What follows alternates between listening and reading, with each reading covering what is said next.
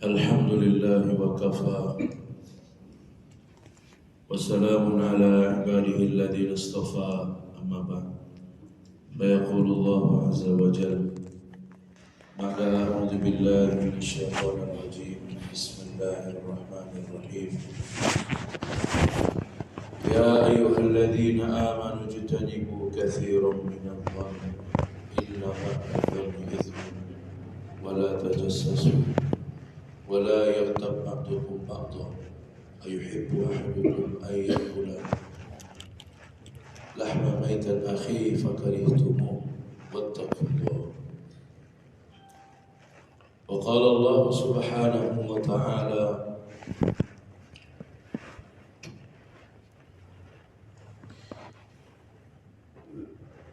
يا أيها الذين آمنوا واتقوا الله وكونوا مع الصادقين. وقال عليه الصلاة والسلام والله في عون العبد ما كان العبد في عون أخيه. وقال عليه الصلاة والسلام من ستر على مسلم ستره الله في الدنيا والآخرة أو كما قال عليه الصلاة والسلام. Bapak-bapak, orang tua kami, para alim ulama, ustaz-ustaz, hadirin yang dimuliakan Allah Subhanahu wa taala.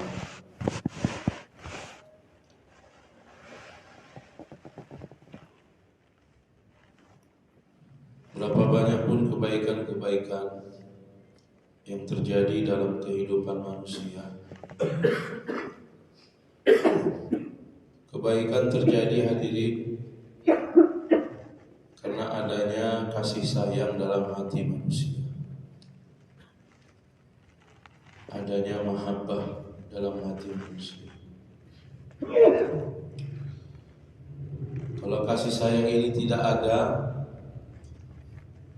maka tidak akan lahir kebaikan satu sama lain. Dan hadirin, Allah Subhanahu wa taala telah meletakkan dasar untuk wujudnya mahabbah, kasih sayang, yaitu dengan iman dan amal soleh.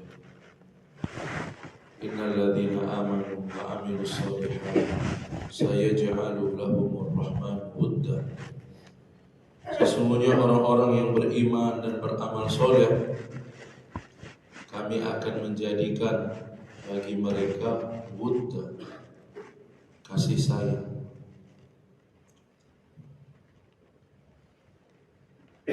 Manakala hadirin umat berada dalam iman, mengusahakan iman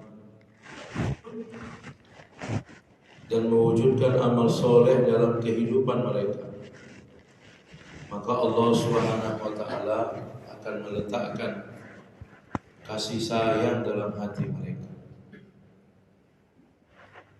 Kasih sayang yang tidak punya alasan.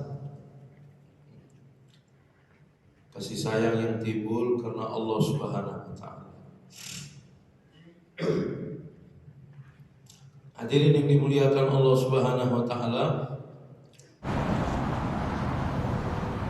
kasih sayang ini, hadirin, berhubungan erat dengan kesatuan hati. Dan Allah Subhanahu wa taala telah menjadikan kesatuan hati di antara orang-orang yang beriman menjadi sebab untuk datangnya pertolongan Allah Subhanahu wa taala.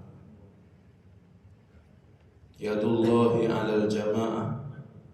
Pertolongan Allah datang kepada jemaah. Apa itu jemaah, hadirin? Jemaah adalah sekumpulan orang yang mempunyai satu fikir, yang mempunyai satu kerisauan, yang mempunyai satu hati, yang mempunyai satu gerak. Orangnya ramai, tapi fikirnya berbeda. Tidak ada kesatuan hati, beda maksud dan tujuan, maka tidak dikatakan satu jemaah.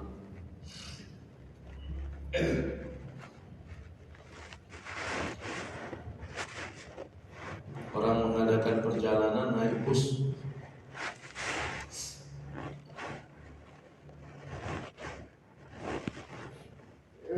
Tujuannya dari satu kota ke kota yang lain. Tapi hadirin fikirnya berbeda-beda. Ada yang untuk mengunjungi keluarga, ada yang untuk urusan dagang, bisnis dan sebagainya. Tidak sama. Maka tidak dikatakan orang-orang yang berangkat naik bus tersebut dikatakan satu jemaah. Tapi kita lihat orang mengadakan perjalanan naik pesawat terbang banyak, 400 orang, 500 orang. Pakaiannya sama, tujuannya sama, berangkat ke Mekah, fikirnya sama untuk menunaikan haji, baru dikatakan jemaah haji. Orang naik pesawat yang lain tidak dikatakan jemaah. Nah, jemaah ini hadirin punya satu fikir, punya satu kerisauan, kesatuan hati. Dan Allah Subhanahu wa taala meletakkan pertolongannya di dalam jemaah, di dalam istimaiyah. Maka Bapak yang mulia, untuk datangnya pertolongan Allah Subhanahu wa taala yang menjadi sebab paling besar untuk majunya kerja.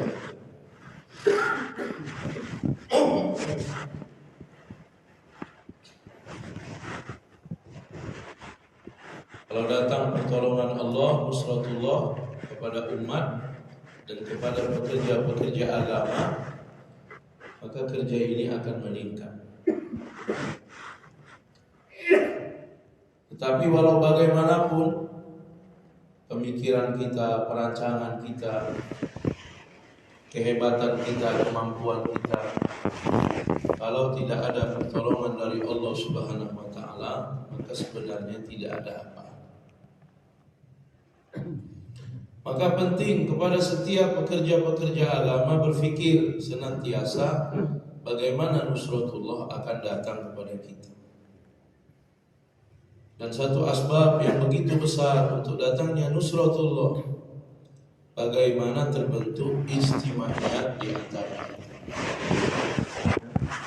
kesatuan hati di antara kita, intimaiyatul qulub, kesatuan hati, ittihadul fikir, kesatuan fikir. Karena tanpa ini hadirin, kerja tidak akan meningkat, kerja tidak akan maju. Syaitan laknatul alaih akan buat usaha supaya kesatuan hati akan hilang daripada pekerja-pekerja agama, akan hilang di antara orang-orang yang beriman. Maka hadirin yang dimuliakan Allah Subhanahu wa taala, untuk tetapnya, untuk wujudnya kesatuan hati di antara orang-orang yang beriman, ada beberapa asbab yang harus kita usahakan. Diberitahu kepada kita, diberikan muzakarah kepada kita, supaya hadirin kita mengamalkan perkara-perkara ini. Ini biasa terjadi dalam kehidupan kita. Dan perkara ini menjadi biasa untuk mudahnya kita bersatu, dan perkara ini menjadi biasa juga untuk mudahnya kita bersatu. Hadirin yang dimuliakan Allah Subhanahu wa taala, pagi ini akan kita sampaikan hadirin satu asbab yang begitu besar untuk wujudnya kesatuan hati. Haji Maulana Sa'ad Al-Barakatuh mengatakan wujudnya kesatuan hati, jadikan orang-orang di antara kita menjadi orang-orang yang dapat dipercaya.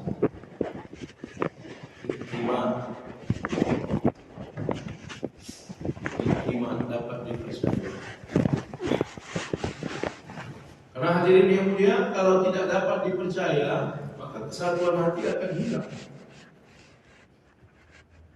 Tidak usahkan satu jemaah yang besar. Jemaah yang paling kecil itu apa? 2 orang, suami dan istri. Itu keluarga. Ini udah satu jemaah. Apalagi nanti punya anak. Untuk tetapnya satu keluarga ini, suami istri, maka perlu ada namanya iktimah, saling percaya. Kalau kepercayaan hilang, maka perjalanan rumah tangga akan menjadi kacau. Kalau dibiarkan lama-lama, maka akan pisah. Kenapa? Kepercayaan hilang. Maka hadirin yang dimuliakan Allah Subhanahu wa taala, itu di antara 2 orang. Apalagi untuk satu jemaah yang besar. Jemaah di muhalla kita, jemaah di halqah kita, jemaah di kawasan kita, jemaah di markas kita, markas provinsi kita, markas Indonesia kita. Bagaimana mau menjaga setiap pekerja-pekerja agama? Ini salah satu aspek juga untuk menjaga amal, menjaga pekerja agama. Kalau tidak, orang-orang berdatangan di dalam dakwah, tetapi karena tidak menjaga perkara ini, maka terkadang orang-orang pun akan pergi dari dakwah. Maka perlu menjaga pekerja-pekerja agama supaya tetap terhubung dengan usaha dakwah, dengan sifat-sifat ini. Hadirin yang dimuliakan Allah Subhanahu wa taala,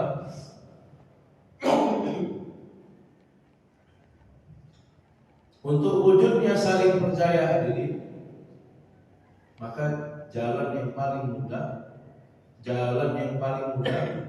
adalah di Maulana Sa'ad mengatakan, kita tutupi kekurangan orang. Kita tutupi kekurangan orang dan kita beritahu kebaikan-kebaikan. Secara umum untuk orang-orang beriman begitu banyak Nabi SAW bersabda, man satara ala muslim, barang siapa yang menutupi aibnya orang Islam, maka Allah akan menutupi aibnya di dunia dan di akhirat. Dalam hadis yang lain, Nabi SAW bersabda, barang siapa yang tidak menutupi, membuka aib saudaranya, maka Allah Subhanahu wa taala akan membuka aib sehingga dia akan malu di rumahnya sendiri. Nah, hadirin yang dimuliakan Allah Subhanahu wa taala, maka yang pertama hadirin, atas aibnya orang-orang yang beriman, kekurangan orang-orang yang beriman pasti ada dan akan nampak. Kawan-kawan kita memberikan permisalan, ikan di laut segemuk apapun dagingnya tetap ada tulang, dan sebesar apapun tulangnya tetap ada daging. Maknanya manusia ini kalau kita lihat begitu banyak kebaikan dalam dirinya,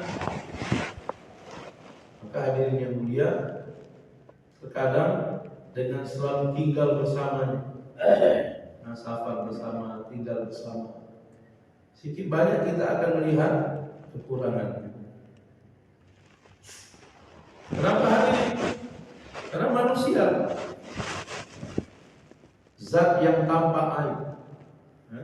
Zat yang tanpa aib hanyalah zat Allah Subhanahu wa taala. Selain Allah ada kekurangan. Nah begitu juga hadirin kalau kita melihat satu orang begitu banyak kekurangan. Tetapi hadirin kalau kita cari-cari, kita lihat-lihat, tetap ada juga kebaikan. Maka hadirin yang dimuliakan Allah Subhanahu wa taala, pertama sekali untuk terjaganya kepercayaan di antara orang yang beriman, maka kita harus tetap bersangka baik kepada orang-orang yang beriman. Dilarang untuk kita bersangka buruk. Kita diperintah untuk bersangka baik. Seperti mana yang Allah firmankan, ya ayyuhalladzina amanu jtanibu katsiran minadh-dhann, wahai orang-orang yang beriman, hindarilah oleh kamu banyak-banyak bersangka. Inna ba'dadh-dhanni itsmun, sesungguhnya sebahagian sangka itu adalah dosa.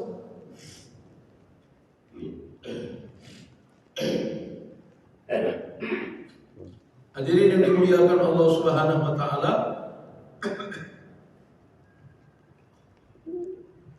belum jelas kebenarannya orang buat atau tidak buat.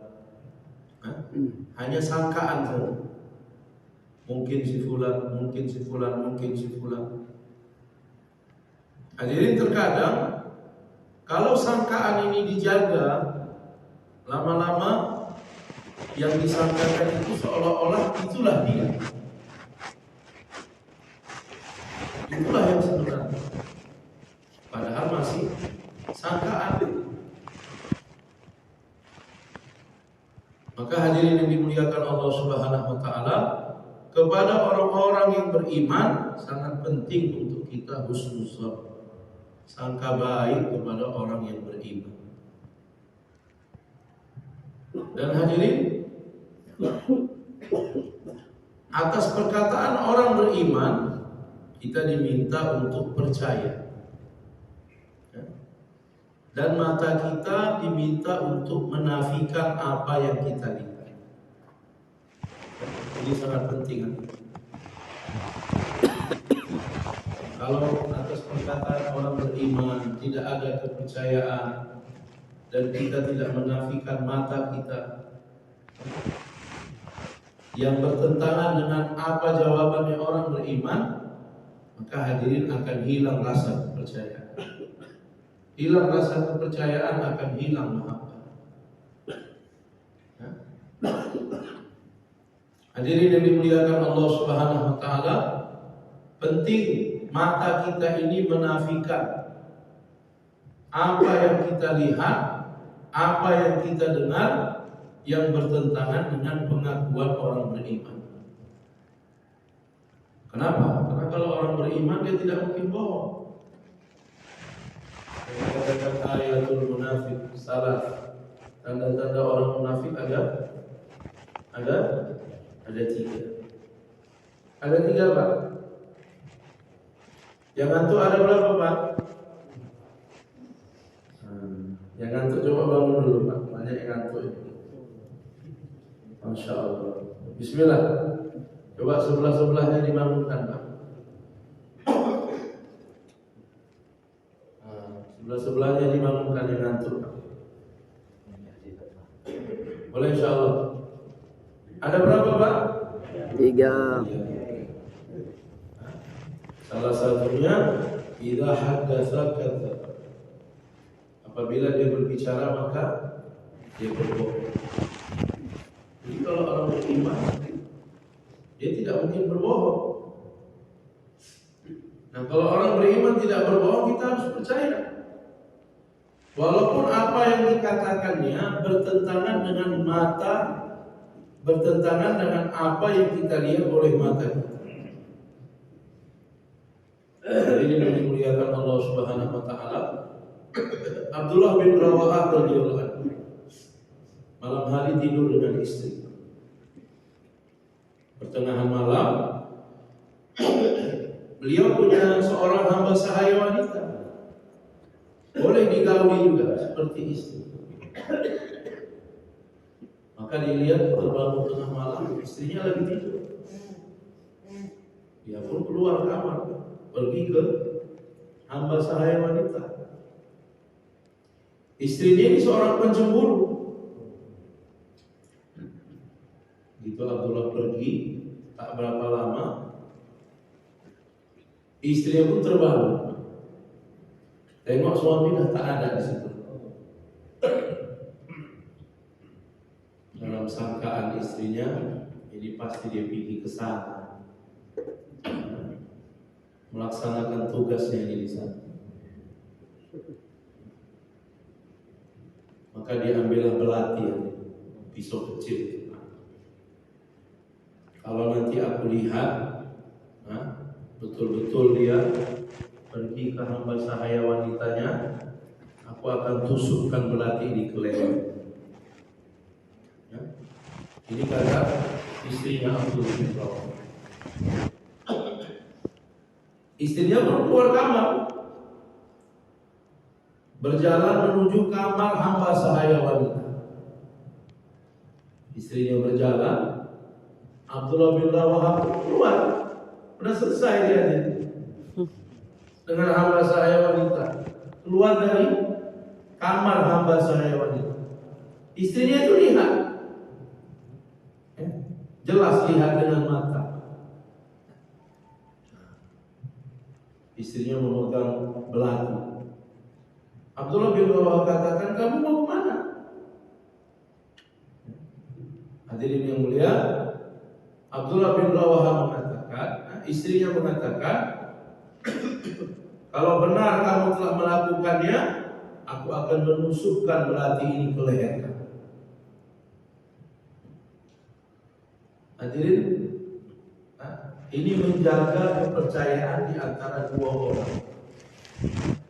Apa yang dibuat oleh Abdullah bin Rawahah dan apa sikap istrinya atas jawaban Abdullah bin Rawahah. Abdullah bin Rawahah mengatakan, apakah kamu tidak percaya dengan apa yang dikatakan oleh Nabi?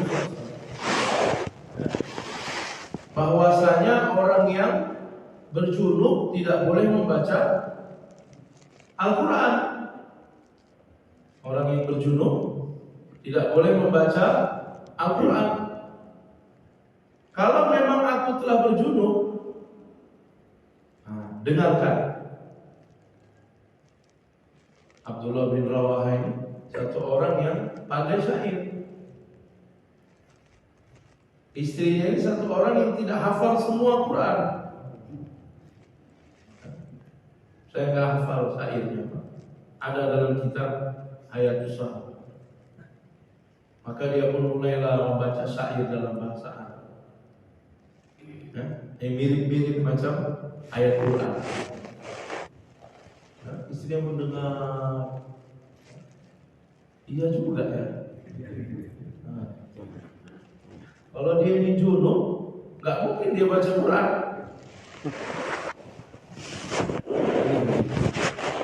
Menafikan apa yang dilihat oleh mata. Benar yang kamu katakan, mata saya yang salah. Padahal jelas suaminya keluar dari arah kamar hamba sahaya. Dia pun bacalah syair-syair. Karena istrinya tidak tahu, akhirnya aman. Tidak mungkin orang yang berada dalam keadaan junub membaca Al-Quran. Jadi hadirin, yang pertama, untuk tetap terjaganya sangka baik kepada orang-orang yang beriman. Ini sangat penting hadirin, untuk kita menafikan apa yang kita lihat oleh mata kita tentang orang itu, dan mempercayai apa perkataannya. Hadirin yang dimuliakan Allah Subhanahu wa taala, maka untuk itu hadirin yang mulia, seandainya kita pun tahu aib daripada orang yang beriman, kita perlu simpan aibnya orang beriman. Satu kali satu keluarga datang kepada Sayyidina Umar mengatakan, "Hai Umar, kami ini punya satu orang anak perempuan. Dia ini sudah tidak perawan, karena sudah pernah berzina. Setelah beberapa waktu, ada keluarga yang ingin mengambil anak kami ini, ingin menikahi anak kami ini. Karena ini urusan muamalah, apakah kami beritahu aib atau kecacatan anak kami ini?" Maka Umar radhiyallahu anhu langsung marah dan mengatakan, "Seandainya kamu memberitahu kekurangan anak perempuan kamu ini, maka aku akan memberikan azab atau hukuman yang paling berat untuk orang tuanya di dunia. Nikahkan anak kamu seperti mana wanita yang suci. Nikahkan. Disimpan keburukan, disimpan aib." Hadirin yang dimuliakan Allah Subhanahu wa taala, satu kali Umar bin Khattab radhiyallahu anhu buat majelis. Lagi buat majelis, tiba-tiba terdengar ada yang buang angin. Ada suara buang angin. Maka Umar langsung mengatakan, "Siapa yang buang angin, supaya dia berdiri, ambil wudu, baru masuk dalam majelis." Hadirin yang mulia, orang yang buang angin tadi tidak diketahui. Kalau aku berdiri ketahuan, diketahui, jadi malu. Kalau hari ini terkadang ada satu budaya kepada kita yang suka mempermalukan orang, padahal menjadi sebab terjadinya perpecahan. Kalau dia berdiri, dia akan malu. Tapi kalau tidak berdiri, berdosa. Karena ini perintah Amirul Mukminin. Perintah amir wajib untuk ditaati. Amirul Mukminin nanti. Kalau tak berdiri, perintah amir. Kalau berdiri, malu. Agak lama Umar berdiri. Akhirnya ada satu orang sahabat datang membisikkan kepada Amirul Mukminin, "Apa tidak lebih baik kita semua berdiri, kemudian kita semua ambil wudu, dan kita duduk lagi dalam, supaya orang yang buang angin tadi tidak mengingkari perintahmu, dan dia juga tidak diketahui siapa orang."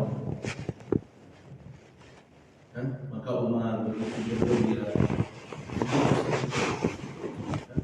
Akhirnya mereka semua berdiri, kemudian ramai-ramai berwudu, kemudian ramai-ramai lagi kembali duduk dalam majelis. Perintah Umar tidak dilanggarnya,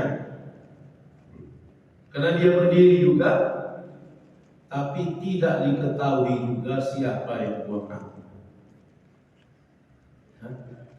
Ini menutupi aib orang yang beriman. Dan ini juga menjaga pekerja-pekerja agama. Terkadang hadirin, orang-orang lari daripada kita, orang-orang jauh daripada kita, jauh daripada dakwah, karena kita tidak mampu menyembunyikan aibnya orang ini. Hadirin yang dimuliakan Allah Subhanahu wa taala, satu kali Umar buat gas, jauhlah malam hari bersama adiknya. pergi ke ujung-ujung kampung. Maka Umar mendapati ada satu rumah dari jauh masih hidup lampunya, sudah larut malam. Umar makin dekat. Dari arah rumah tersebut keluar suara lagu, orang yang bernyanyi. Maka Umar pun mendekat, melihat daripada celah-celah itu ada satu orang yang sudah tua memegang botol minuman. Sehingga hadirin yang mulia, satu orang amir menjaga bagaimana keadaan rakyatnya. Berpikir, risau, menjaga keadaan rakyat supaya tetap dalam agama, tetap dalam iman. Tanggung jawab umat. Sana kemari. Bukan hanya siang hari, malam hari juga hadirin. Akhirnya Umar tidak sabar, dia pun langsung memperang, masuk ke dalam rumah dan didapatinya satu orang yang sudah tua sedang mabuk-mabukan, minum minuman keras, dan di depannya ada satu orang wanita sedang menari, menyanyikan lagu. Jadi karena dia sedang mabuk, dia tidak menyadari Umar sedang berada di dalam pekarangan rumah. Nah, begitu matanya terlihat kepada Umar, langsung sadar.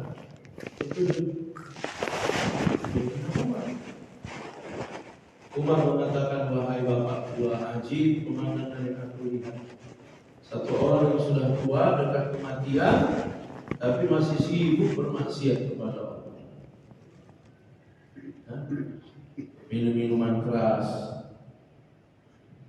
Hadirin yang mulia, bapak tadi telah tersadar. Umar memperingatkannya. Dia pun mengatakan, wahai Amirul Mukminin Umar, aku mengakui aku telah berbuat salah. Satu kesalahan. Tapi benar, kamu telah berbuat 3 kesalahan. Umar berbuat 3 kesalahan. Yang pertama, kamu masuk ke rumah orang lain tanpa izin. Yang kedua, kamu tidak memberikan salam kepada. Yang ketiga, kamu mencari-cari keburukan orang lain. Maka ini larangan yang kedua. Setelah kita dilarang untuk bersangka buruk, maka kita dilarang untuk mencari-cari keburukan orang lain. Sangka ini kalau dijaga, sangka buruk ini kalau dijaga, lama-lama dalam hati kita ada keinginan untuk membuktikan, memang betullah dia ini berbuat buruk. Sehingga larinya akan cari-cari keburukan orang lain. Tajassus. Allah berfirman, wala tajassasu. Janganlah kamu mencari-cari keburukan orang lain. Hadirin yang mulia, kalau dicari dapat. Kenapa? Karena manusia biasa. Pasti ada kelemahan, ada kekurangan. Saya ingat duduk dengan almarhum Kiai Mukhlisun rahimahullah ta'ala.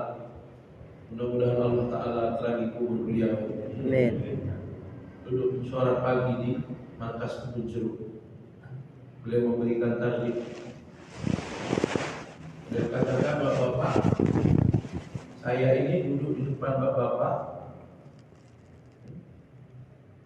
Bapak-bapak dengar perkataan saya, karena Allah tutupi keburukan saya.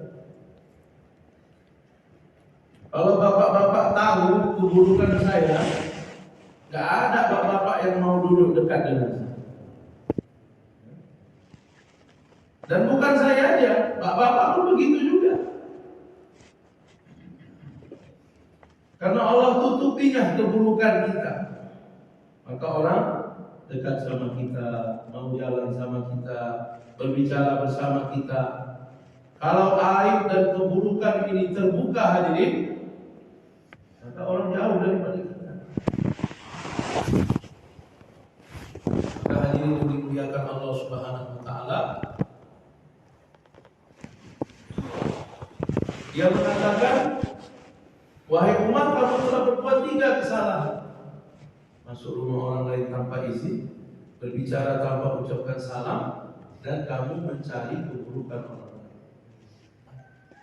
Hadirin yang dimuliakan Allah Subhanahu wa taala, orang yang di dalam hatinya ada ingin islah kepada dirinya, maka kalau diberitahu kekurangannya dia tidak marah.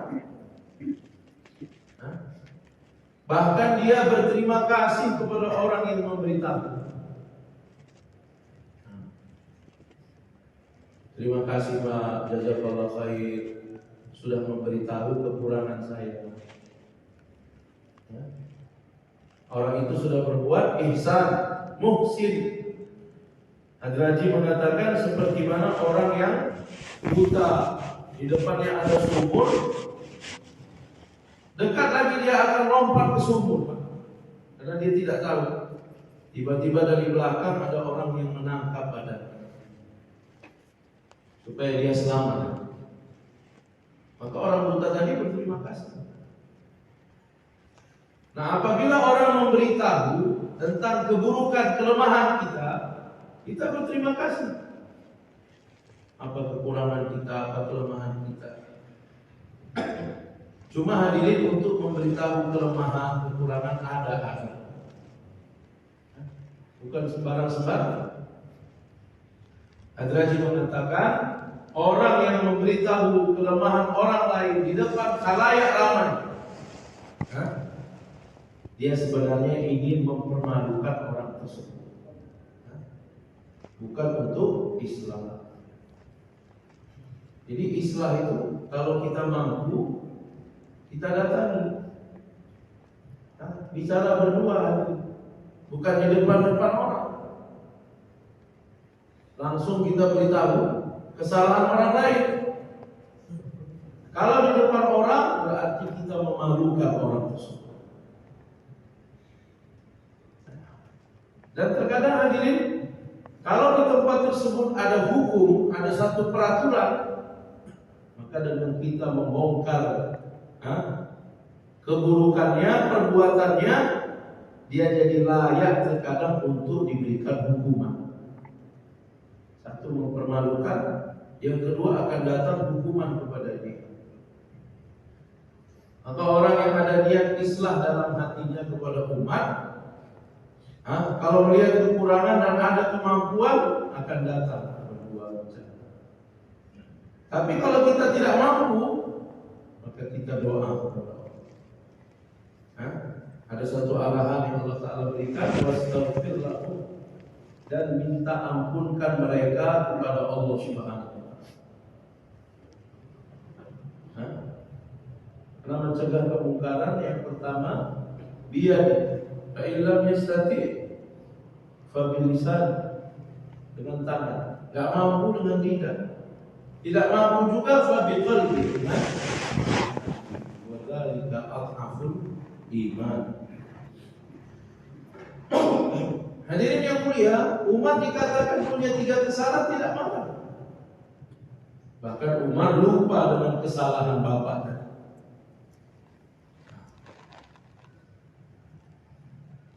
Kamu diberitahu kesalahan, kasih tahu pula kesalahan orang lain. Gak gitu Umar. Aku ini ambil ini.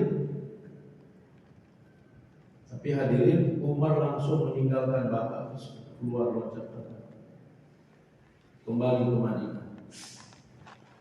Hadirin yang mulia, setelah kejadian tersebut, bapak ini termasuk orang yang biasa hadir dalam majelis umat. Tapi setelah kejadian malam itu, dia tak nampak lagi. Hilang dari majelis umat. Mungkin dia merasa kalau dia datang, nak panggillah sama umat, bisa diberikan hukuman. Maka setelah lewat beberapa waktu, yang kira-kira menurut dia Umar mungkin sudah lupa, satu hari dia datang ke Masjid Nabawi. Dari belakang datangnya pun nendap-nendap supaya Umar tak nampak sama dia. Dia pun cari posisi yang Umar tak nampak. Tapi memang hadirin, Umar ini jeli orang. Dia nendap-nendap terpandang sama Umar. Gawat ini. Nampak ini Amirul Mukminin. Umar pun panggil dia. Habis lagu. Karena orang yang minuman keras itu ada hukumannya. Ada hadnya. Zina, minum minuman keras, mencuri, pastilah kena hukuman. Maka hadirin, bapak tadi pun dengan was-was dia datang ke depan kepada Umar.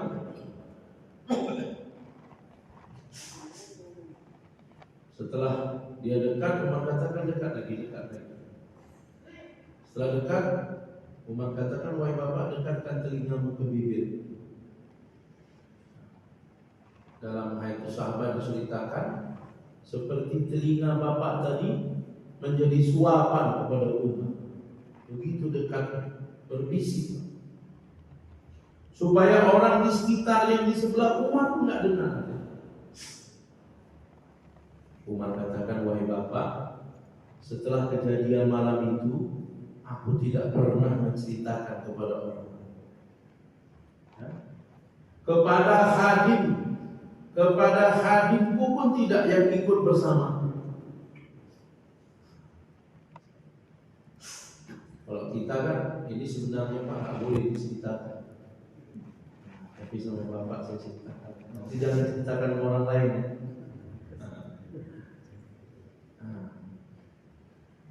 Umar katakan, wahai bapak, setelah malam itu aku tidak pernah ceritakan pada siapapun sampai hari ini.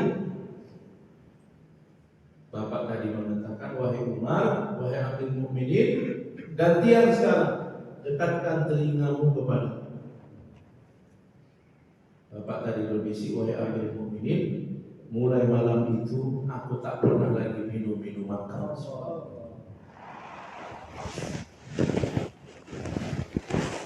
Ini orang yang di dalam hatinya ingin islah kepada umat, supaya umat terperbaiki, umat sadar. Maka dengan sifat Umar ini memberikan kesan dalam hati orang lain. Walaupun tidak ada mufakat, tidak ada Umar katakan, udah bapak berhenti ya minum minuman keras, aku nggak cerita-cerita sama orang lain. Nggak ada. Tapi karena di dalam hatinya ada kerisauan kepada Umar, ada ingin islah kepada Umar, hadirin, maka Allah Ta'ala berikan kesan kepada bapak. Dia katakan, wahai Umar, mulai malam tersebut aku tidak pernah lagi minum minuman keras. Ini menjaga Umar. Padahal jelas-jelas Umar melihat keburukan tersebut, tapi ditutupi. Maka hadirin, larangan yang ketiga, setelah kita dilarang sangka buruk, dilarang mencari-cari keburukan orang lain, maka yang ketiga kita dilarang untuk menceritakan keburukan orang lain. Biasa kalau sudah tajasus cari keburukan, selepas itu cerita keburukan. Allah larang, wala yaghtab ba'dukum ba'dha, dan janganlah kamu berghibah sebahagian daripada kamu kepada sebahagian yang lain. Ayuhibbu ahadukum ayyakula, apakah kamu suka salah seorang di antara kamu memakan daging saudaranya sendiri? Daging mayat, daging mati saudaranya sendiri. Fakarihtumu, kamu tidak akan menyukainya. Jadi orang yang berghibah itu menceritakan keburukan orang lain seperti dia memakan daging saudaranya sendiri. Nah, kita baca fadilah Ramadan. Nabi SAW mendapati 2 orang wanita. Nabi katakan, puasa kalian telah batal. Ya Rasulullah, bagaimana batal? Kami tidak makan apa-apa. Nabi mengatakan, aku melihat ada daging di antara gigi-gigi kami. Mana ada daging? Kami tak makan daging ayam, tak makan daging kambing, tak makan daging lembu. Nabi katakan, kalian telah memakan daging saudara kalian. Ini riba yang bukan hanya terjadi di kalangan orang-orang biasa, bahkan juga terjadi di kalangan orang-orang beragama, bahkan di kalangan orang-orang yang buat usaha agama. Tanpa terasa kita sudah setor kebaikan sama orang lain, orang yang kita gibahi. Maka hadirin yang dimuliakan Allah Subhanahu wa taala, coba kita rem, kita jaga mulut kita hadir untuk tidak menceritakan keburukan orang lain. Makanya Nabi mengatakan dalam hadis, "Man kana yu'minu billahi wal yawmil akhir." Barang siapa yang beriman kepada Allah dan hari akhir, falyaqul khairan, maka ucapkanlah yang baik-baik, au liyasmut. Kalau tidak sanggup bicara yang baik, maka lebih baik diam. Kalau ada majelis-majelis cerita keburukan orang lain, kita berangkat dari situ. Hadirin yang dimuliakan Allah Subhanahu wa taala, Umar tidak menceritakan keburukan bapak tadi kepada siapa.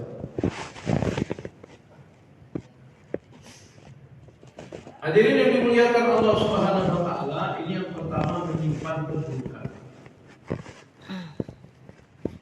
Yang kedua hadirin, terkadang keburukan itu nampak di hadapan mata kita.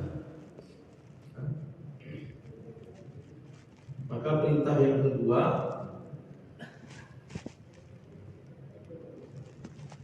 kalau tidak tersimpan keburukan, kita melihat adanya keburukan,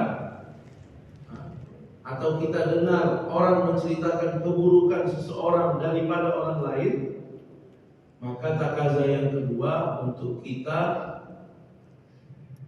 apa bahasanya, kita alihkan keburukan tersebut menjadi kebaikan. Namanya takwil. Ditakwilkan kepada kebaikan.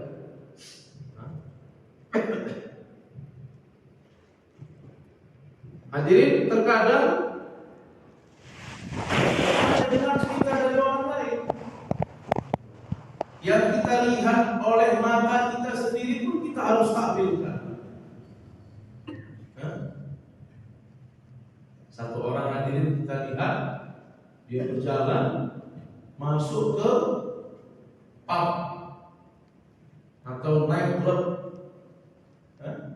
masuk. Menurut saya dia itu orang baik. Tapi kok masuk pub pula? Kenapa masuk ke night club?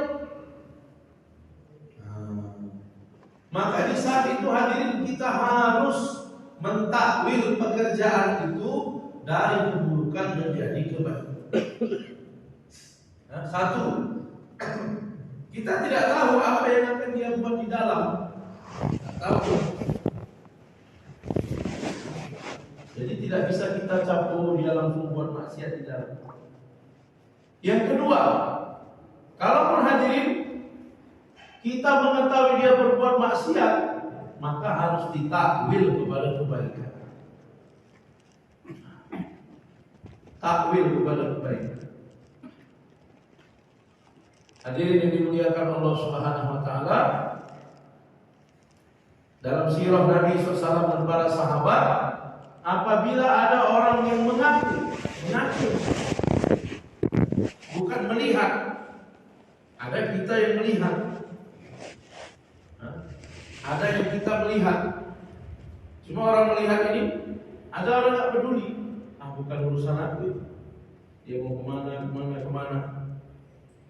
Ada yang macam peduli. Hai bapak itu kesana. Ini kita melihat. Tapi yang lebih tinggi dari itu, orang ngaku langsung. Ngaku dia berbuat keburukan. Satu orang pezina datang kepada Nabi. Dia katakan, ya Rasulullah, saya sudah berzina. Baca kisahnya Pak. Nabi palingkan muka. Seperti Nabi tidak terima pengakuannya. Ya Rasulullah, saya sudah berzina. Nabi palingkan muka lagi. Ada satu orang datang kepada Sayyidina Ali. Dia mengaku, ya wahai Sayyidina Ali, saya ini sudah mencuri. Mencuri kambing. Sayyidina Ali mengatakan, coba kamu lihat. Mungkin kamu merasa itu kambing orang lain, tapi kambing kamu sendiri yang kamu curi. Ada orang ngaku berbuat keburukan, maka Sayyidina Ali telah takwil dengan kebaikan.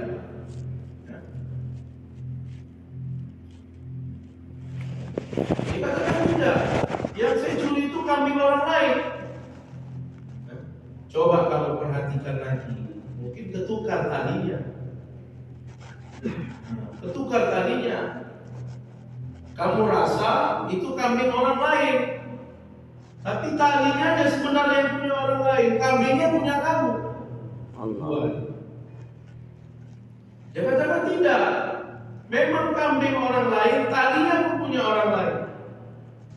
Jadi Ali katakan, wahai Tuhan, kambing itu wajahnya mirip-mirip semua, satu sama lain.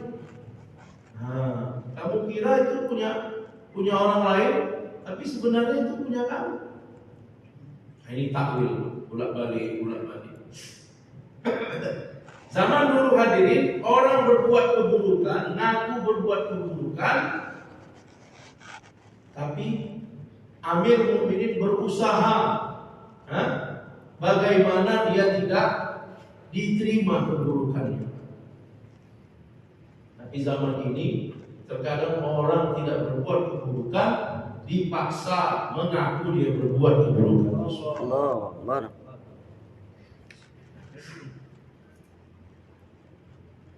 Hadirin yang dimuliakan Allah, karena dia mengaku berkali-kali, 3 kali sebagai Amir Mukminin, Ali pun menetapkan panggil jalan, potong tangan. Dia pikir dia ngaku mungkin dapat pengampunan. Kalau sudah mengaku, masuklah dalam ranah hukum. Ngakunya sama Amir Mukminin pula.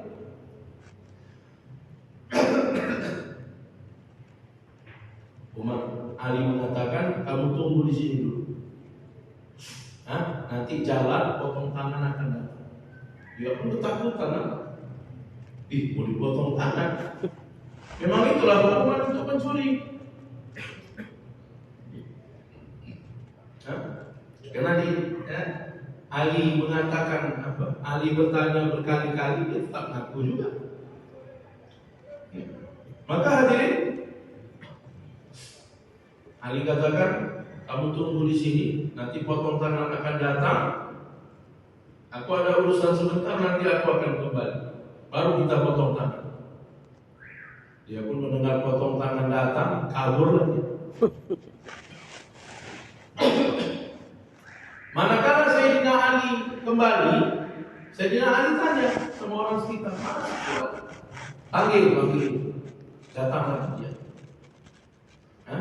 Seperti belum ada cerita sebelumnya, Pak. Sayyidina Ali bertanya, macam mana? Apa yang sudah kamu buat? Dia mengatakan, wahai Sayyidina Ali, sebenarnya saya ini tak mencuri.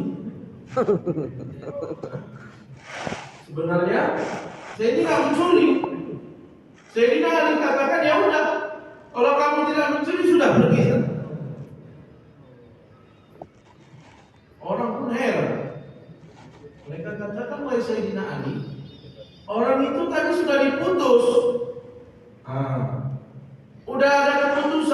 udah di facial, udah dipotong tangannya. Ini kok beda majelis lagi, kok berubah keputusan? Kita kan kadang marah sama Amir. Udah Amir putus, kok bisa berubah lagi nih? Amir pun takut sama kita jadi. Sayyidina Ali mengatakan, aku memutuskan untuk memotong tangannya karena pengakuan. Bukan Sayyidina Ali cari-cari tahu, bukan. Bukan ada orang yang melapor juga, bukan. Aku memutuskan untuk memotong tangannya karena pengakuan. Dan aku pun membebaskan dia karena pengakuan itu.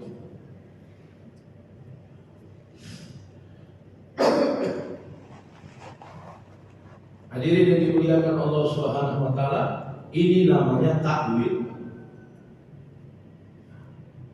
Ini orang ngaku sendiri ditakwil dengan kebaikan. Ada yang mengata kita melihat, kita pun harus takwil. Karena terkadang apa yang kita lihat tak sama dengan kenyataannya. Masih berada di ranah sangka terkadang. Ada hadirin kisah Raja Murad dari kekhalifahan Umayyah atau Abbasiyah.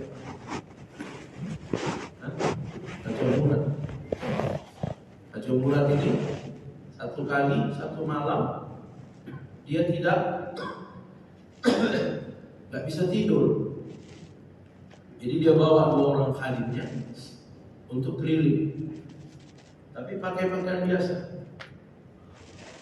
Keliling di satu jalan dia melihat ada satu jenazah tergeletak, tapi tak ada orang yang berada di sekitar situ mau mengangkat jenazah ini dan mengantarnya pulang ke rumah. Sehingga dia pun bertanya kepada orang di sekitar, kenapa kalian tidak mengangkatnya ini? Apa alasannya? Siapa yang tidak ada? Siapa yang kenapa tidak mau mengantarnya ke rumahnya? Orang-orang mengatakan, wahai Tuhan, dia ini orang fasik. Orang fasik suka berbuat dosa. Maka gak ada orang yang peduli sama dia. Akhirnya hadirin, dia bertanya kepada orang-orang di mana rumahnya, dibawa, digotong sama hadimnya, dibawa ke rumah. Sampai ke rumah, jumpa dengan istrinya.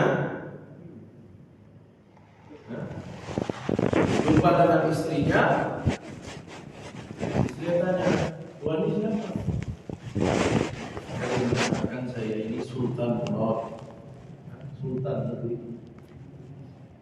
Mendengar itu, istrinya takbir, Allahu Akbar. Dan dia mengatakan, wahai suamiku, aku bersaksi kamu adalah orang yang beriman. Sultan itu terkejut. Di luar sana orang bilang dia itu orang fasik, orang suka berbuat dosa. Tapi sampai rumah istrinya mengatakan dia adalah orang yang beriman. Dia cerita, Sultan tanya, kenapa kamu katakan orang beriman? Sedangkan orang di luar sana tak mau satu orang pun yang mengantar jenazah kamu, jenazah suami kamu di rumah. Karena semua orang menganggap dia orang fasik. Maka hadirin yang mulia, istri pun bercerita. Istri yang katakan, suamiku ini punya kebiasaan. Setiap malam dia pergi ke tempat minum-minuman keras. Pergi masuk minum-minuman keras. Orang-orang lihat. Dia beli botol-botol minuman keras. Dia bawa pulang ke rumah. Itulah yang orang nampak. Jadi memang wajar juga kalau orang mencap dia ini orang fasik. Sampai di rumah, air minuman keras ini dituangnya semua ke WC. dia beli dengan uangnya, dia tuang ke WC. Selepas itu dia mandi, kemudian dia sholat. Setelah sholat dia berdoa, dia katakan, ya Allah, aku bersyukur kepadamu. Ya. Malam ini beberapa pemuda orang Islam terselamat daripada dosa haram. Ya. Karena kalau dia tidak beli, orang lain akan beli. Orang yang tahu, orang lihat dia masuk ke tempat minuman keras, bawa pulang ke rumah, itu saja. Malam berikutnya dia pergi ke rumah pelacuran. Orang lihat dengan uang yang ada hari itu dia bayar kepada pelacur-pelacur. Dan dia katakan, malam ini kamu sudah jadi bookingan. Maka tutup pintu mereka. Tak boleh lagi kalian menerima siapapun yang akan datang ke tempat kalian, karena aku sudah bayar. Lepas itu dia pulang ke rumah. Dia pun pulang ke rumah, mandi, sholat, dia berdoa, ya Allah, aku bersyukur kepadamu, daripada amalanku terselamat pemuda-pemuda Islam daripada zina. Yang orang lihat lain, yang sebenarnya lain. Istrinya risau setiap hari. Satu hari ke tempat minuman keras, satu hari ke tempat pelacuran. Istri yang mengatakan, Pak, kalau Bapak buat seperti ini juga, aku khawatir nanti kalau Bapak meninggal dunia, tak ada satu orang pun yang akan mengurusi jenazah Bapak. Istrinya kata pada suami. Orang tersebut mengatakan, wahai istriku, janganlah kamu khawatir. Nanti kalau aku meninggal dunia, sultan negara ini yang akan mengurusi jenazah. Allah. Allah jadikan sultan itu tak bisa tidur malam untuk mengurusi jenazah kawan ini. Akhirnya hadirin, sultan pun telah mengurusi jenazahnya dan memanggil semua orang bersaksi bahwasanya apa yang mereka lihat tidak sama dengan kenyataan. Ini pentingnya takwil. Hadrat Maulana Yusuf rahimahullah mengatakan, apabila kita tidak mentakwil atas keburukan yang dibuat orang lain kepada kebaikan, maka istimaiyat di antara umat tidak akan terwujud. Ini kita lihat. Aku kita lihat sendiri. Ada yang satu lagi, Pak. Ini banyak terjadi. Orang cerita, Pak, si bulan begini. Harusnya kalau kita dengar, kita takwil, nggak gitu, Pak. Saya itu kenal sama dia itu orang baik.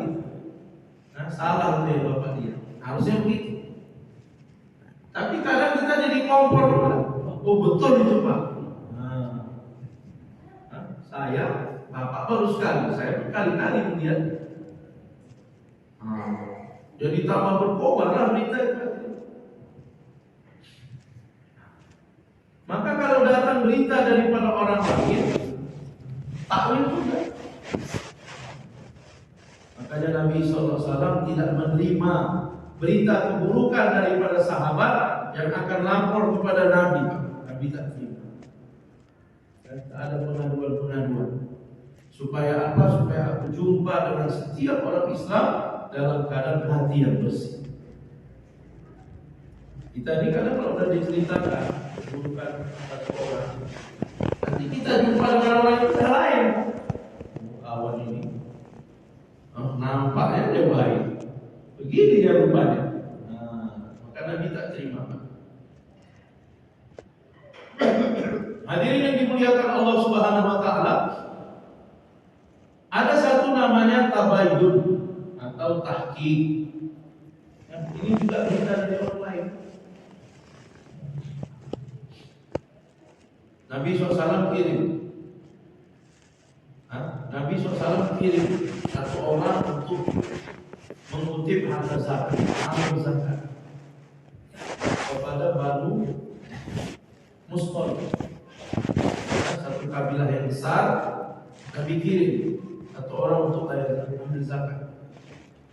Mereka dengar ini akan datang utusan Nabi untuk mengambil harta zakat daripada mereka. Maka mereka sudah menyiapkan harta yang terbaik, hewan-hewan yang terbaik. Kalau punya emas, disiapkan yang terbaik. Dan mereka istighfar di depan rumah mereka kepada orang yang akan dihantarkan. Jadi yang melihat utusan Nabi ini ambil zakat itu pergi ke arah Banu Musthalib. Tapi di tengah jalan ada satu orang yang memberhentikannya. Tanya, kamu mau ke mana?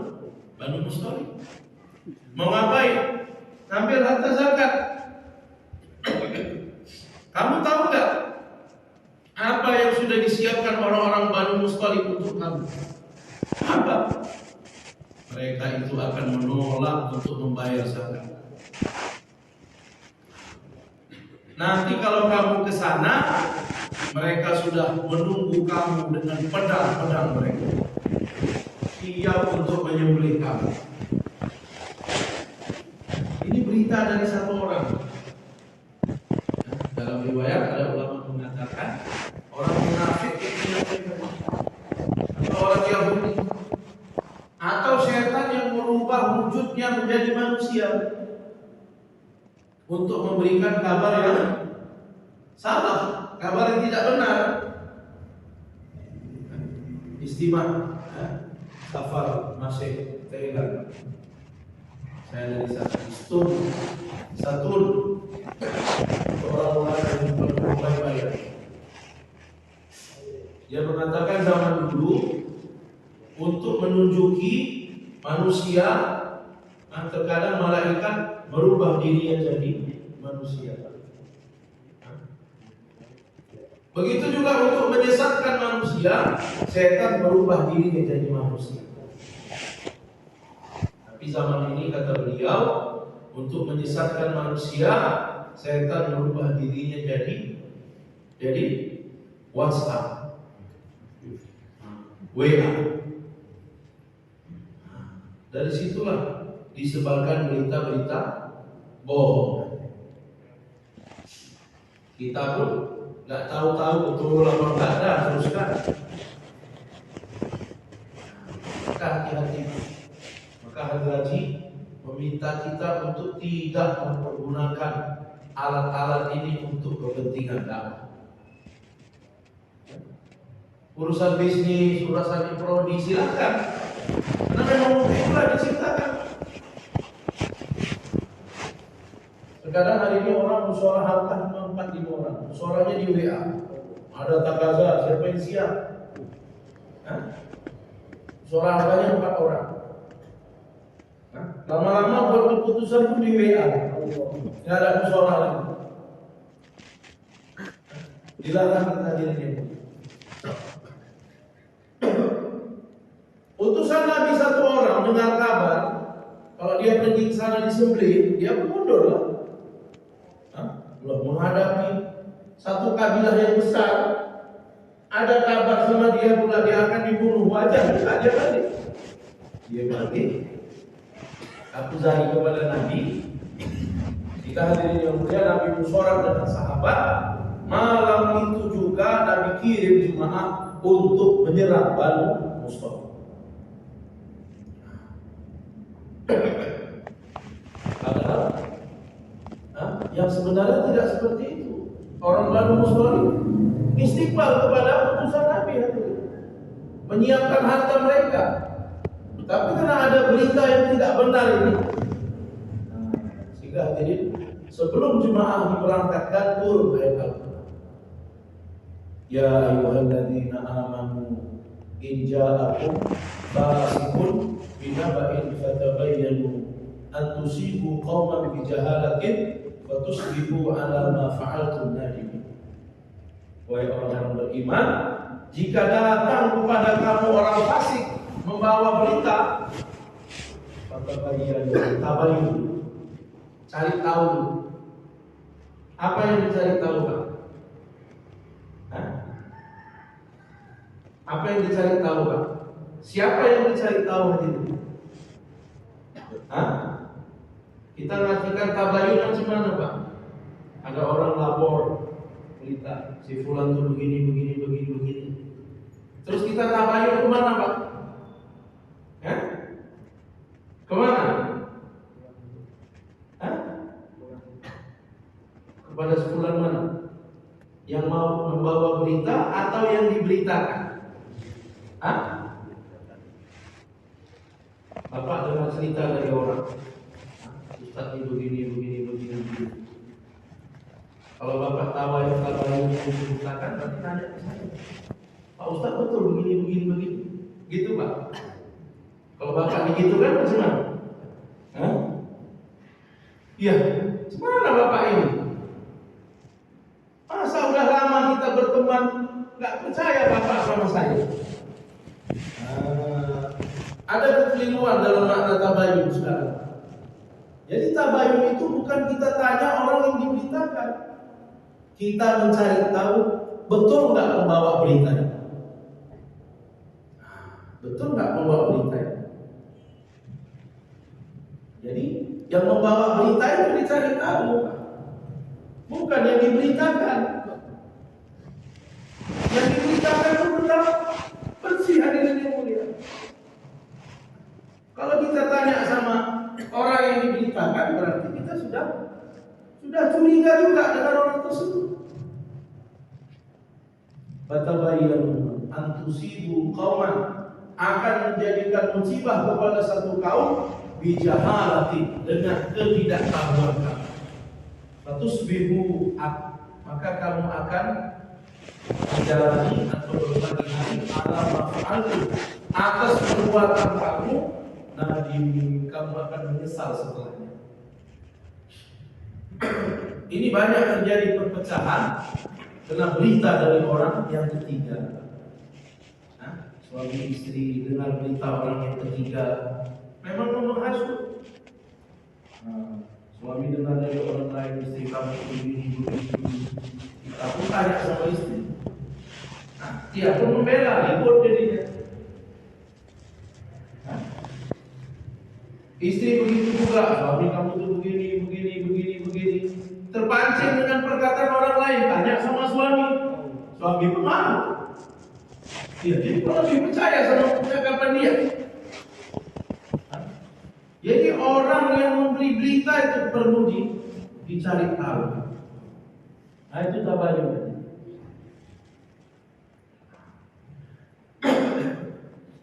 Apakah dia itu orang fasik atau orang yang beriman? Al-Ghazali katakan, lantas bagaimana kita tahu orang yang bawa berita itu orang fasik atau orang yang bawa berita itu orang beriman? Kalau orang fasik, berarti bawa berita yang salah. Kalau orang beriman, nggak mungkin bawa berita yang salah. Al-Ghazali mengatakan mudah saja. Kalau berita yang dibawa itu menceritakan keburukan orang lain, berarti orang itu orang fasik. Tapi kalau berita yang dia bawa menceritakan kebaikan orang lain, berarti dia orang yang beriman. Turun ayatnya, "Ja'akum fasiqun binaba'in fatabayyanu an tusibu qauman bijahalatin fatusbihu 'ala ma fa'altum nadim." Maka hadirin yang dimuliakan Allah Subhanahu wa taala, jangan terlalu cepat membuat keputusan. Ada satu nih, tapi bukan bisa sahabat. Suami istri dulu di satu kedai, minum kopi panas, suami merokok. Nggak berapa lama, datang ambil perempuan. Dia katakan, "Pak, Bang, Mas, saya ini hamil." Saya ini hamil. Kenapa rupanya kalau hamil? Istrinya pun karena model orang yang panas. Udah jelas ibu ini ngaku hamil. Mau ngeles lagi. Nggak ngaku. Akhirnya kopi panas itu terbang. Melihat keadaan ini, ibu hamil tadi katakan, bentar kak. Ini salah paham. Maksud saya, suami kakak merokok. Saya ini hamil. Allah. Merokok tidak baik untuk orang yang hamil. Baik dia sendiri merokok atau asapnya.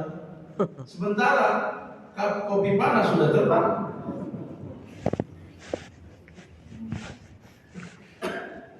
Jadi jangan terlalu cepat mengambil keputusan. Kepala dingin nanti. Ini sikit-sikit terima berita marah. Ini banyak usaha-usaha orang-orang batin untuk memecah kita. Hadirin yang dimuliakan Allah Subhanahu wa taala. Jadi dipaskan bayarnya sampai jam 7 Pak. Terus dia bayar. Takwil dengan tahqiq. Yang terakhir, kalaupun sudah masyhur diketahui orang dia ini orang yang banyak berbuat salah, sudah tidak rahasia lagi, maka takaza kita yang ketiga ceritakan kebaikan. Apalagi orang-orang lama kita yang mungkin sekarang tidak aktif karena satu keuzuran tidak terlibat dakwah. Ceritakan pengorbanan mereka. Satu jenazah dibawa ke hadapan Nabi. Nabi pun takbir mau sholat jenazah. Sebelum takbir Umar langsung jalan ke depan. Dia katakan, ya Rasulullah, kamu tidak cocok untuk mensolatkan jenazah. Biar yang lainnya. Kenapa kata Nabi? Ini orang banyak kali maksiatnya, ahli maksiat. Nggak ada kemaksiatan yang nggak dia buat. Nabi pun mendengar perkataan Umar, Nabi diam. Nggak jadi sholat jenazah. Nabi membalikkan badan. Kemudian Nabi pun bertanya kepada orang-orang yang menghadiri sholat jenazah, siapa di antara kalian yang pernah melihat jenazah ini pernah berbuat kebaikan? Siapa yang pernah melihat? Nabi itu tunggu agak lama. Ada satu orang di ujung belakang, dia berdiri. Dia katakan, ya Rasulullah, pernah kami lagi safar keluar di jalan Allah. Kami hampir masuk kota Madinah. Tapi karena kami keletihan, akhirnya kami mau istirahat sebentar, duduk sebentar. Tapi karena saking letihnya, kami tak kumpulkan barang kami tidak jaga barang kami pun telah tertidur berserakan. Ini kalau seperti ini semua tertidur, bisa diambil orang barang. Dan pagi hari ketika bangun kami akan mendapati jemaah kami, barang-barang kami tetap sedia seperti sebelumnya. Dan kami melihat, dan aku melihat jenazah inilah yang menjaga kami dan barang kami sepanjang. Allah. Nabi mengatakan dua mata yang dipakai untuk menjaga jemaah yang keluar di jalan Allah, maka dua mata itu akan diharamkan dari api neraka. Nabi mengatakan, wahai Umar, minggir kamu tidak layak untuk menilai amalan orang-orang Islam. Akhirnya Nabi pun mensolatkan jenazah. Jadi di antara keburukan orang lain, ceritakan kebaikannya. Kebaikan orang, pengorbanan orang. Jadi ada kadar rasa menghargai kepada kawan-kawan kita. Jadi menjadi sebab dia untuk bangkit lagi. Kita Kita kadang hadirin jumpa orang lama nggak aktif, ancaman terus. Dia pun makin cabutlah dari kita. Nah, ceritakan kebaikan. Masya Allah, asbab bapak pengorbanan, orang belum ada keluar di tempat kita, bapak sudah keluar. Hari ini sudah banyak orang yang keluar. Orang ibu sama bapak, itu aja ini.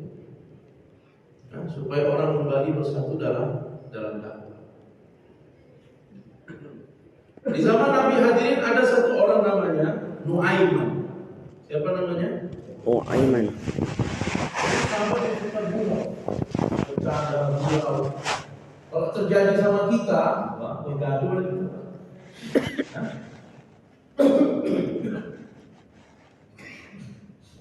Satu kali hadirin, ada satu orang buta jalan. Papasan sama Nuaiman. Orang buta ini katakan, Pak, coba Bapak tunjukkan sama saya dulu di mana saya tempat membuang air kecil. Ya, kalau dulu kan nggak ada WC apa, jadi orang dibawa jauh, macam ke hutan, ke semak-semak. Datang Nuaiman ini, dibawanya. Kemana dibawanya? Ada satu tebing yang tinggi. Di bawah itu orang lalu lalang. Tempat orang mau pulang pergi ke pasar. Di bawah orang buta tadi. Di sinilah tempat kamu bisa buang air kecil. Aku buka sarungnya, keluar kan? Terus kena orang di bawah. Orang-orang pun marah naik ke atas, kena pukul lagi. Orang buta tadi katakan kurang ajar ini. Siapa ini orang ini? Bawa saya. Marah dia. Nuaiman katanya lagi dia. Kenapa Pak? Siapa yang bawa saya tadi kemari? Mau kupukul dia. Kata orang buta tadi. Oh Bapak mau tahu siapa? Ayo. Dibawa ya ke Masjid Nabawi. Waktu Usman lagi sholat, dibawanya ke dekat Usman. Ini ada orang sedang sholat, dia ini yang bawa bapak tadi ke atas untuk buang air kecil. Jadi angkat tongkat, ke kepala Sayyidina Usman. Dalam riwayat seperti hampir pecah, terluka kepala Sayyidina Usman. Selesai sholat orang kumpullah ke benar. Orang mengatakan ini Nuaiman ini harus kita kasih hukuman. Diceritakan pada Sayyidina Usman. Mendengar ucapan orang-orang supaya menghukum Hazrat Nuaiman, Sayyidina Usman katakan sudah biarkan aja. Nuaiman itu ahli badar. Nuaiman itu ahli badar. Ahli badar itu Allah sudah ampunkan dosa mereka yang lalu maupun yang akan datang. Allah Akbar. Kalau sama kita ya main lah. Ini dari keburukannya dicari kebaikan. Bapak yang mulia, ini beberapa asbab untuk wujudnya rasa kepercayaan di antara kita. Yang mana dengan rasa kepercayaan akan wujud adanya maaf kasih sayang. Kalau kasih sayang ada hadirin tercipta kesatuan hati, maka akan turun pertolongan Allah Subhanahu wa taala. Dan hadirin yang mulia, dasarnya dengan iman dan amal soleh. Dan iman amal soleh ini akan tetap terwujud kepada umat apabila umat ini tetap dalam perjuangan agama. Sejauh mana kita berjuang, kita ajak umat kepada usaha agama ini, maka sejauh itu iman dan amal soleh akan datang kepada umat. Itu hadirin kita siapkan diri kita, Pak. Di takaza makin lama makin banyak. Diperlukan amla-amla di setiap daerah kita, baik di muhalla, di halqa, di kawasan, markas daerah, markas provinsi, markas nasional, markas Nizamuddin. siap untuk mengambil takaza. Belajar hadirin yang mulia, kita lebih banyak waktu kita untuk agama ini. Supaya kita melihat bahwasanya rezeki kita, apa-apa yang kita dapat daripada Allah Ta'ala bukan hanya harus dengan usaha kita. Tidak ada hubungan kerja berapa jam, makin banyak kerjanya, makin banyak rezekinya, tidak ada. Allah sudah tentukan. Wa fis samaa'i rizqukum wa ma tu'adun. Di langit rezeki bagi kamu yang telah dijanjikan. Nah, maka kalau semakin banyak waktu kita untuk agama, semakin berkurang waktu kita untuk dunia. Sehingga kita melihat dengan kerja yang sedikit, tapi Allah Subhanahu wa Ta'ala bekerja di dalamnya hadirin.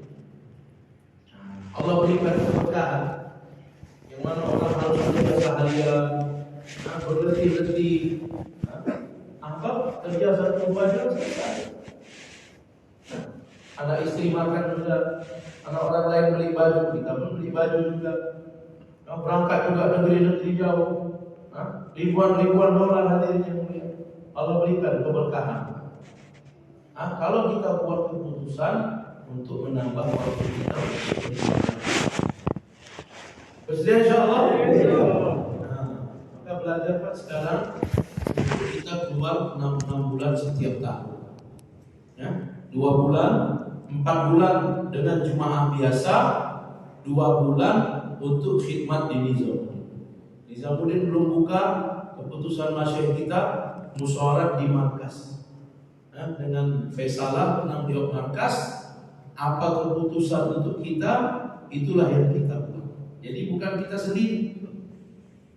Saya 2 bulan mau keluar ke sana, saya 2 bulan mau lanjut 4 bulan, enggak. Keluar 4 bulan, balik ke markas, saya mau sambung masa 2 bulan aja. Apa takaza saya? Faisalah bilang, Bapak di sini dulu di markas. Khidmat 10 hari. Nanti selesai 10 hari apa takaza lagi? Oh, ada jemaah tunarungu, Bapak ikut 20 hari, ikut jemaah tunarungu. Apa takaza markas selama 2 bulan? Itu yang kita tunaikan. Insyaallah bersedia Pak ya? Coba berdiri Pak, saya